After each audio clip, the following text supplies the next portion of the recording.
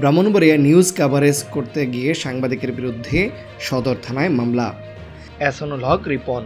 ব্রাহ্মণবাড়িয়া সদর থানার ঘাটুরা বাখরাবাদ গ্যাস কোম্পানির লিকেজ শনাক্তের নামে প্রকাশ্যে চাঁদাবাজির অভিযোগ উঠেছে।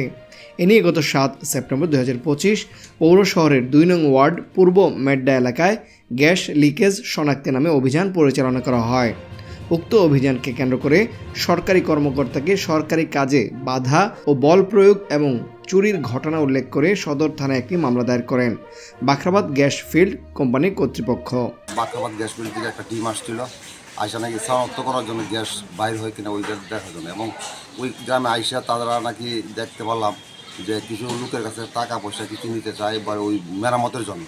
এলাকাবাসীর অভিযোগ, বাখরাবাদ গ্যাস কোম্পানির কর্মকর্তাদের অপকর্ম ঢাকতে এলাকার সাধারণ মানুষের সাথে প্রতারণা করার পরও থানায় মামলা করেন বাখরাবাদ গ্যাস কোম্পানি কর্তৃপক্ষ। আমরা বাচ্চা কাচ্চা অসুস্থ, আমরা নাম কই, আমরা গরিব মানুষ 10,000 টাকা দিতাম না, দিকে আমরা গ্যাস নিব, এরপর আমরা 2,000 টাকা দিছি, 2,000 টাকা দেওয়ার পর গ্যাস মাথা ভিতরে ঘুরে লাইছে। এই বিষয়ে বাখরাবাদ গ্যাস কোম্পানির ইনচার্জ মুশফিককে জনসম্মুখে জিজ্ঞেস করলে সে জানায় তাদের কোনো কর্মকর্তা কর্মচারী কারো কাছ থেকে কোনো টাকা পয়সা নেয়নি।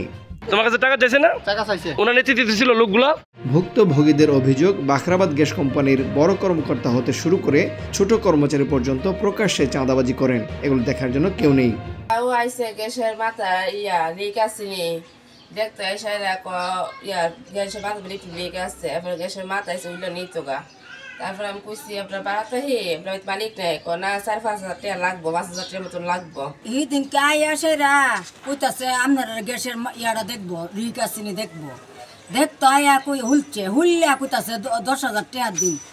এরপর আমরা ধরো টাকা নাই, 2,000 টাকা দিছি পরে পুরুষ তুলে কইরা মাথা লয়ে যাকা বেগ বুড়া। এ বিষয়ে জানতে চাইলে ভুক্তভোগীরা জানান, লিকেজ শনাক্তের নামে গ্রাহকের কাছ থেকে 5 থেকে 10,000 টাকা পর্যন্ত চাঁদা দাবি করা হয়।